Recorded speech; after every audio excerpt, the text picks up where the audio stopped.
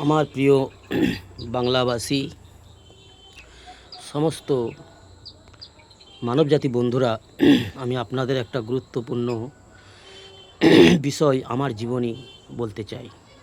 আপনারা আমার বিষয়ে খারাপ ধারণা নেবেন না।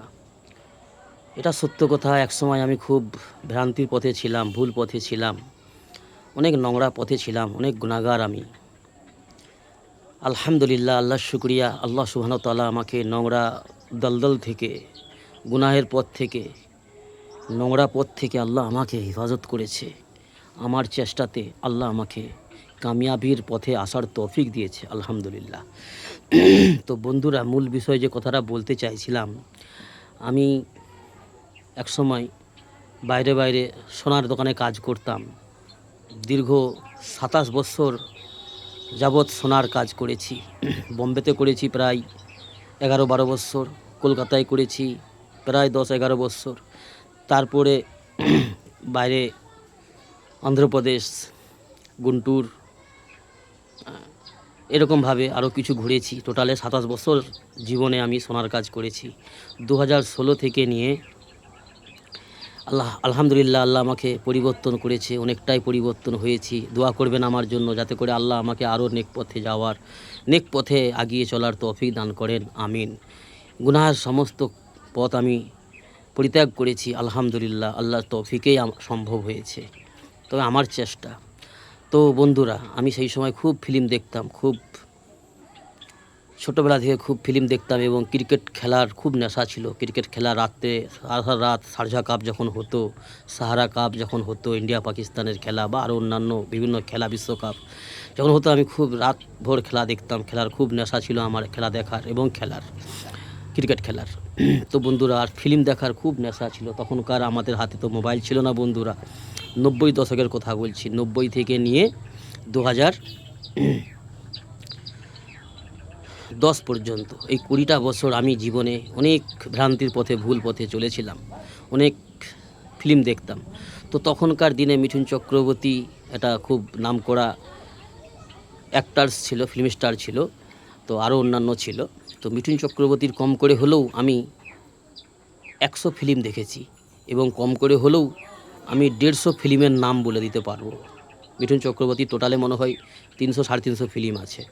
তো বন্ধুরা, আর সৌরভ গাঙ্গুলির অনেক খেলা দেখেছি। অল্প দিনে ছেলেটা সৌরভ গাঙ্গুলি একটা বেশ ভালো জায়গা পেয়ে গেছিলো এবং আমাদের ভারত ক্রিকেট টিমের ক্যাপ্টেনও হয়েছিল। কিন্তু ছেলেটার খেলা আমাকে ভালো লাগতো। খেলার ধাঁচ বা খেলার ধরন আমাকে ভালো লাগতো। কিন্তু ওই ছেলেটার মধ্যে আমি কিছু বদ অভ্যাস দেখেছি।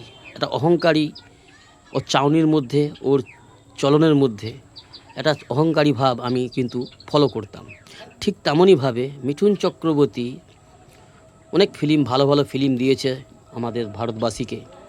যেমন প্যার ঝুঁকতা নেহি থেকে নিয়ে ক্যারাটে, প্রেম প্রতিজ্ঞা, প্যার কা দো পল, প্যার হুয়া চোরি চোরি, প্যার ঝুঁকতা নেহি, এইরকমভাবে বক্সার। তারপরে শেষের দিকে এসে ফুলারাঙ্গার, ত্রিশূল, অগ্নিপথ, এরকম ওই সময়গুলো যে ফিল্মগুলো, তখন বছরে প্রায় ওর ৩টে, ৪টে, 5টা করে, 6টা করে ফিল্ম আসতো। ফিল্মগুলো প্রথমের দিকে খুব ভালো আসতো এবং খুব ভালো অভিনয় করতো। জি। তো ওরও মধ্যে দেখেছি শেষের দিকে ও এসে ঠিক ৯০ পাড়িয়ে যাওয়ার পর থেকে, ১৯৯০ সালের পর থেকে ও নিজের ক্যারিয়ারটাকে ও নিজে নষ্ট করেছে। বাচ্চা বাচ্চা মেয়েদিকে নিয়ে কিছু আজে বাজে ফিল্ম বানিয়েছে। তখন বছরে ২২টা, ২৫টা, ৩০টা করে ফিল্ম বানাতো।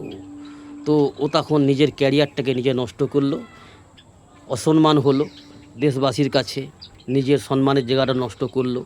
আজে বাজে ফিল্ম, যে সব ফিল্মের কোনো কাহানি কেসা নেই, শুধু বাস নেশায়, পয়সার লালসায় পড়ে, পয়সার লোভ লালসায় পড়ে কাঁড়ি কাঁড়ি সিনেমা শেষ মুহূর্তের দিকে করলো, করে মান সম্মান হানি করে, অপদস্থ হয়ে, অপমানিত, লাঞ্ছিত হয়ে ফিল্ম থেকে বেরিয়ে এখন ও কী করেছে, এখন রাজনীতিতে ঢুকেছে।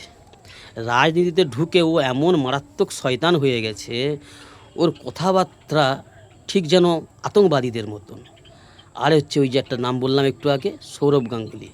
সৌরভ গাঙ্গুলি কালকে একটা ওর শুনছিলাম, সাংবাদিকের কাছে ও কিছু বার্তা দিচ্ছিল। তো ওর কালকের এটা শুনে মনে হচ্ছিল যে মানুষটা মানুষ নেই, পশু হয়ে গেছে। এই মিঠুন চক্রবর্তী আর হচ্ছে যে সৌরভ বন্দ্যোপাধ্যায় অর্থাৎ সৌরভ গাঙ্গুলি, এই দুটো মানুষ এমনিতেই মিঠুন চক্রবর্তী ফিল্ম জগতে প্রচুর অপমানিত হয়েছে শেষ মুহূর্তের দিকে। মানে ওকে অনেক বাঙালিরাই, আমি বোম্বেতে নিজের কানে শুনেছি, অনেক বাঙালিরাই ওকে কুত্তা, ছাগল, আরও আজে বাজে নোংরা ভাষা বলে গালাগালি করতো। যখন ওই 90-এর পর থেকে যখন ওই বাচ্চা মেয়ের বয়সী নায়িকাদের সঙ্গে ফিল্ম করতো আজে বাজে, ভুঁড়ি হয়ে গেছিলো একটা ডাবার মতন, তারপরেও বাচ্চা মেয়েদেরকে নিয়ে, মেয়ের বয়সী মেয়েদেরকে নিয়ে নোংরা টাকার নেশায় ফিল্ম করতো। আর সৌরভ গাঙ্গুলি ঠিক তাই, ও এমন অহংকারী হয়ে গেছিলো, ওকেও ক্রিকেট জগৎ থেকে এবং ক্রিকেট প্রেমিক যারা ওকেও প্রচুর পরিমাণে অপমান করেছে। ওর অহংকার সকলেই বুঝে নিয়েছিল। তো এই দুইটি মাল আজকের দিনে এই 2025-এ এসে জুলাই মাসে এমন কথা বলতিছে, এমনভাবে বাংলা বিরোধী এবং পশ্চিম বাংলা বিরোধী এবং বাঙালি বিরোধী এমন কুকর্ম করতিছে। আমার মনে হয় এই দুটো মানুষ নিকৃষ্ট, পশুর থেকেও নিকৃষ্ট। কথা বলার জ্ঞান নেই এদের, কথা বলার জ্ঞান হারিয়ে ফেলেছে। এরা মনে হয় বিক্রি হয়ে গেছে কিছু রাজনেতার কাছে, কিছু রাজনীতি দল যারা হারামখোর দল, তাদের কাছে বিক্রি হয়ে গেছে। কথাবার্তা এত নোংরা। কালকে সৌরভ গাঙ্গুলি একটা সাংবাদিকের কাছে কথা বলতিছে, বলে আমি বাংলায় বড় হয়েছি, বাংলায় ক্রিকেট খেলেছি, বাংলাতেই আমি বড় হয়েছি, বাংলা আমার কাছে খুব প্রিয়, বাংলা কলকাতা শহর আমার কাছে খুব প্রিয়, আমি আমারটাই বলতে পারবো, আর কারো বিষয়ে আমার জানকারি নেই, আমার কারো বিষয়ে আমি কোনো কিছু বলতে পারবো না। এরকম একটা সাংবাদিকের কাছে উনি স্পিচ দিলেন, মানে সাংবাদিকের কাছে উনি জবাব দিলেন। তো ওই কথাটা শুনে মনে হলো এই মানুষটার মানুষ নেই, ও নিকৃষ্ট পশু হয়ে গেছে। আর ঠিক মিঠুন চক্রবর্তী তো তার থেকেও আরও এক কাঁটা আগে। তো এই দুটো মানুষ বহুত নিকৃষ্ট হয়ে গেছে। এক সময় ভারতবর্ষের নাম ছিল, কিন্তু সমস্ত সুনামকে ও নিজেরাই নষ্ট করেছে। আগামীতে হয়তো ওরা আরও কুকর্মে লিপ্ত হবে এবং আরও অপমানিত, লাঞ্ছিত হবে। ওই পথে ওরা চলছে। তো বাংলাবাসীরা আমার বিষয়ে খারাপ ধারণা নেবে না বন্ধুরা, আমার জীবন কাহিনী একটু আপনাদের বললাম।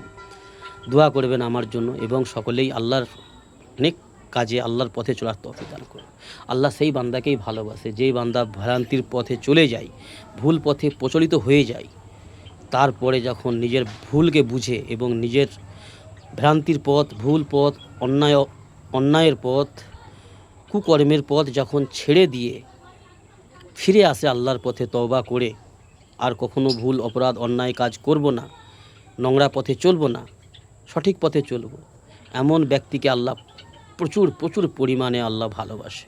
সেই জন্য বন্ধুরা আমার বিষয়ে খারাপ ধারণা নেবেন না বন্ধুরা, আল্লাহর কাছে দোয়া করবেন, আল্লাহ যেন আমাদের সকলকেই মাফ করে দেন এবং আল্লাহ আমাকে খাস করে মাফ করে দেন।